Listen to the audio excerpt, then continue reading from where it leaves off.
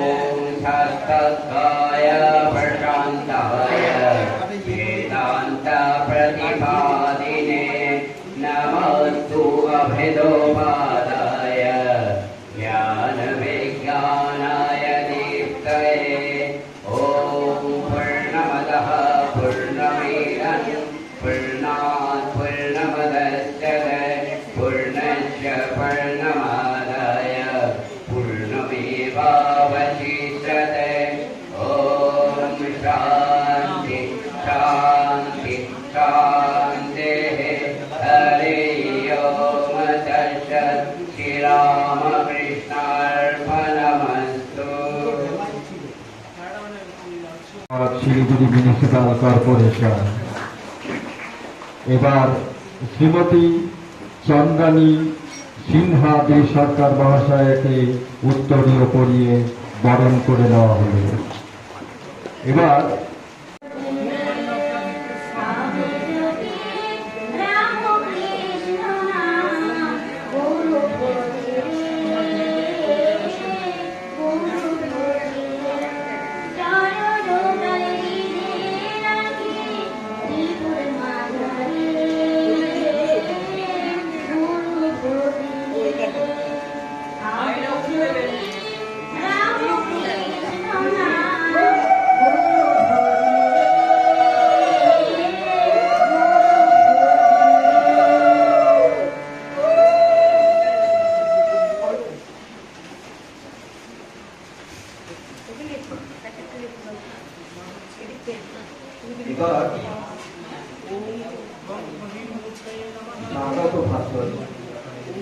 স্বাগত ভাষণ দেবেন পূজনীয় শ্রীমৎ স্বামী রাঘবানন্দজি মহারাজ।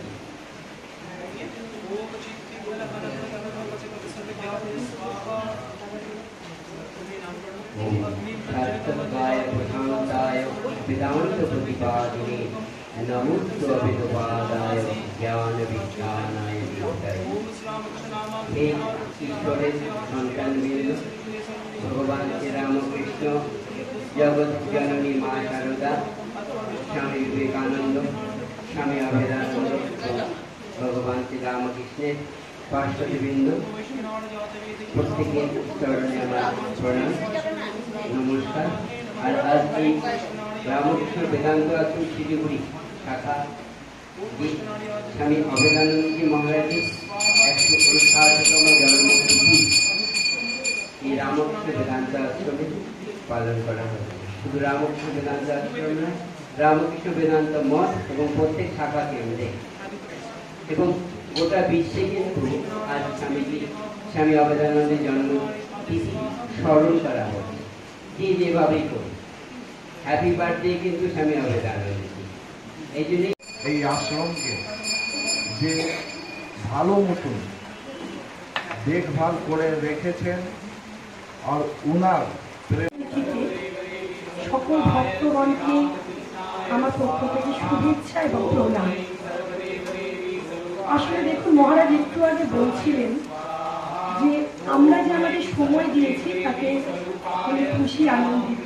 প্রকৃতপক্ষে আমরা না এই অনুষ্ঠানে আসতে পেরে নিজেদেরকে গর্বিত মনে করি। ঠাকুরের কথা শোনা এটা কিন্তু আমাদের কাছে অনেক বড় পাওনা। তার মধ্যে যে আপনাদের উপস্থিতিটা সব মিলিয়ে এই যে একটা অনুষ্ঠান, এই অনুষ্ঠানের একটা আলাদাই মাধুর্য। আমি রাঘবানন্দজি মহারাজকে, আমাদের রামভোজন মাহাতো মহাশয় MMIC এবং 3 নম্বর ওয়ার্ডের কাউন্সিলর চন্দ্রানিধি এবং আপনাদের সকলকে সম্মান জানিয়ে কয়েকটি কথা বলবো। দেখুন, আপনারা সকলেই ভক্ত এবং আপনাদের এই আশ্রমে আসা যাওয়া সবসময় রয়েছে। তাই আপনারা সকলেই জানেন, হয়তো অনেকেই আমার থেকে বেশি জানেন, যে আজ যার জন্মতিথি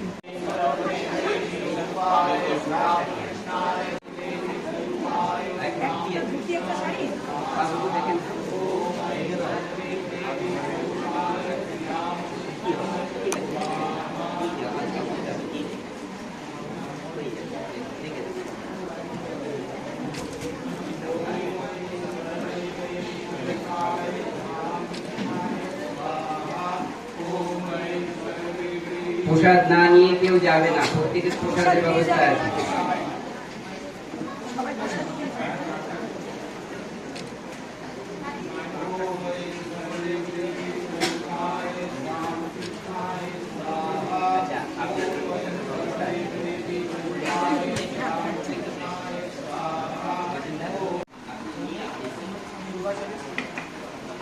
ओम निरंजन दीपम अनंत रूपम ईशावतारं परमेश्वरमित्वं त्वं रामकृष्ण शारदां देवी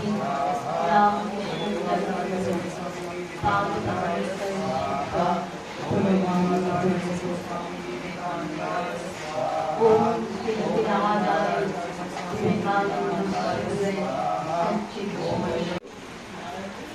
ভগবান শ্রীরামকৃষ্ণদেবের অন্তরঙ্গ লীলা পার্ষদ। আমরা সকলেই জানি, কিন্তু কি সুশৃঙ্খল, শান্ত, ধীর স্থির উনি ছিলেন। এত সুন্দর জীবন ওনার, নিজের জীবন দিয়ে উনি সমস্ত দেখিয়ে গেছেন মানুষকে কিভাবে চলতে হবে। ওনারা তো মহাপুরুষ, ঠাকুর তো অবতার, তিনি এসেছিলেন, তার সঙ্গে এসেছিলেন, তাদেরকে সঙ্গে নিয়ে লীলা পার্ষদ এরা সব। তো স্বামী অবেদানন্দ বলছেন যে তিনি যখন ঠাকুরের কাছে যেতেন, আমি কখনো কখনো একটু করব, যেটা যাতে ভক্তিটা বোরিং না হয়, একটু কীর্তন ছাড়া, জপ ধ্যান ছাড়া থাকতে পারছিস না। যখন দেখবি তুই তার নাম গুণ কীর্তন জপ ধ্যান ছাড়া থাকতে পারছিস না, তখন জানবি যে তিনি তোকে ভালোবেসেছেন। তখন তাহলে এটা আমাদের একটা খুব ভালো যখন আমরা দেখব যে আমরা নাম গুণ কীর্তন ঠাকুরের জায়গায় না গিয়ে থাকতে পারছি না। আপনাদের মধ্যে যারা এখানে উপস্থিত হয়েছেন সবাই তো আসেনি, যাদের তিনি কৃপা করেছেন, কত হাজারো অসুবিধা মানুষের, সেগুলোকে ঠেলে দিয়ে মন্দিরে এসছেন। কেন না এখানে তার বিশেষভাবে মহারাজ রাজ্যে জন্মতিথি, ওখানে গেলে মহারাজের গান শুনবো, তার স্মরণ মনন হবে, অনুধ্যান হবে, তার লীলার চিন্তা হবে। তাহলে কি হবে? দিনটা সুন্দর হবে, শুভ হবে। ভক্তরা ভগবান খুব কাজের ব্যস্ততা, ঠাকুরকে এসে শাস্ত্রকে প্রণাম করলেন, ওরা তাড়াতাড়ি চলে যাচ্ছেন। সেদিন ঠাকুরের জন্ম, ঠাকুর বলছেন দেখো কত নাম গুণকীর্তন হবে, তার ধ্যান হবে, তার লীলা চিন্তন হবে, অথচ চলে যাচ্ছে, তার ভাগ্যে নেই।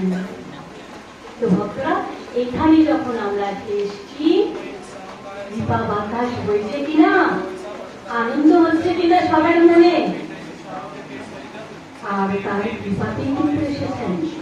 রকম এক একজনের জীবন এক এক রকম।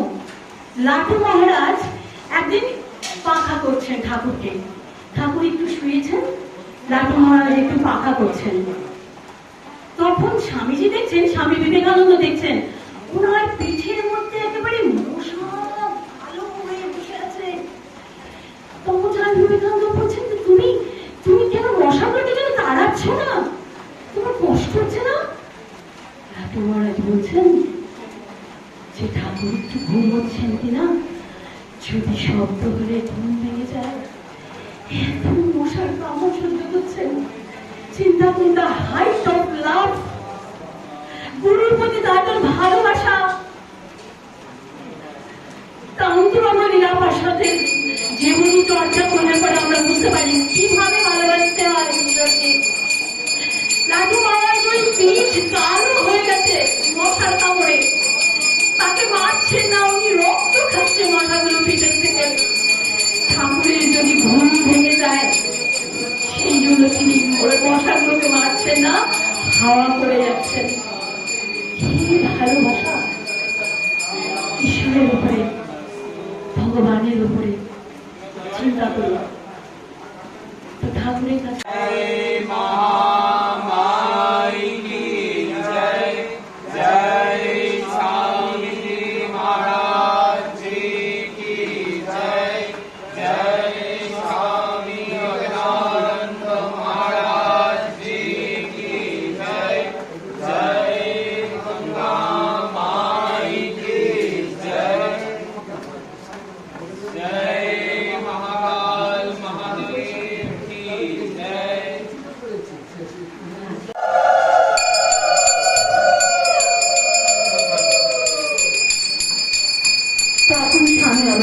বলছেন যে আমার পিতামাতা এখানে আসতে আমার নিষেধ করে।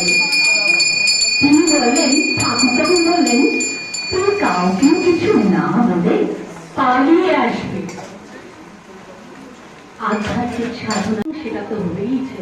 পরবর্তীকালে তার অন্তরঙ্গ লীলা পার্ষদরা কি আর বাড়িতে বসে থাকবেন? তারা কোনো ফ্যামিলিতে জন্মেছে, এবং পরবর্তীকালে ঠাকুরের জন্য ঠাকুরের কাছেই চলে এসেছেন। তাই বলছেন যে তারা যদি তোকে আপনাদের যদি সেই ঘটনাগুলো আপনারা পড়েন, স্বামী প্রজ্ঞানানন্দ দ্বিতীয় ভাগ, আমার জীবন কথা দ্বিতীয় ভাগ স্বামী প্রজ্ঞানানন্দ লিখেছেন, ওই বইটা আপনারা পড়বেন। স্বামী অভেদানন্দের আমার জীবন কথা প্রথম ভাগ উনি নিজে লিখেছেন আত্মজীবনী, ওটাও আপনারা পড়বেন। তাহলে আপনারা স্বামী অভেদানন্দ সম্পর্কে সব জানতে পারবেন। তো ওখানে আমেরিকা, লন্ডনে এবং নিউ ইয়র্কে বিভিন্ন জায়গায় বেদান্তের বক্তৃতা দিয়েছিলেন। প্রথমে তো স্বামীজির যারা ভক্ত ছিল, স্বামী অভেদানন্দ ভেবেছিলেন যে তারা তার সঙ্গ দিবে, কিন্তু বিদেশে গিয়ে তারাও তার সঙ্গ দেয়নি, তার বিরুদ্ধে চলে গেল। খ্রিস্টান মিশনারিরা ওরা বিরুদ্ধে চলে গেল, দল বেঁধে স্বামী অভেদানন্দ সম্পর্কে অপপ্রচার চালাতে লাগলো। তখন উনি কি করলেন, আস্তে আস্তে সঙ্গে কে ছিল, ঠাকুর ছিলেন। আস্তে আস্তে খ্রিস্টান মিশনারিদের উনি বসে আনেন। পরবর্তীতে এমন হলো যে খ্রিস্টান ধর্মযাজকরা ওনাদের চার্চে স্বামী অভেদানন্দের বক্তৃতার ডেট লিখে রাখতে, যে এতটার সময় স্বামী অভেদানন্দের বক্তৃতা, সবাইকে শুনতে যাবার জন্য। চিন্তা করুন কিভাবে পরিবর্তিত করেছেন ওদেরকে। খ্রিস্টান মিশনারিরা যারা ওনার বিরুদ্ধে প্রচার চালাতেন, স্বামী অভেদানন্দ বিভিন্ন জায়গায় ভারতীয় সংস্কৃতি, ভারতীয় সভ্যতা সম্পর্কে মানে এক গুচ্ছ বক্তৃতা দিয়েছেন। সেগুলো সব শুনে সব খ্রিস্টান মিশনারিরা ওনার ইয়েতে চলে আসে। ওনার সেই বই রাখতে হয়েছিল। সেই মানুষটা কিভাবে ঘুরতে আরম্ভ করলো। তারপরে 1922 সালে যখন স্বামী ব্রহ্মানন্দ মহারাজ, যখন স্বামী অভেদানন্দ এখানে এলেন, স্বামী ব্রহ্মানন্দ বললেন যে কালী ভাইকে প্রেসিডেন্ট করা হোক। উনি ওই পদটাই ছেড়ে দিতে চাচ্ছিলেন ব্রহ্মানন্দ মহারাজ। দেখুন ভালোবাসা। কালী ভাই হচ্ছে উপযুক্ত লোক, কালী ভাইকে প্রেসিডেন্ট করা হোক, স্বামী ব্রহ্মানন্দ বললেন। কিন্তু ঘটনাটা সেরকম হলো না।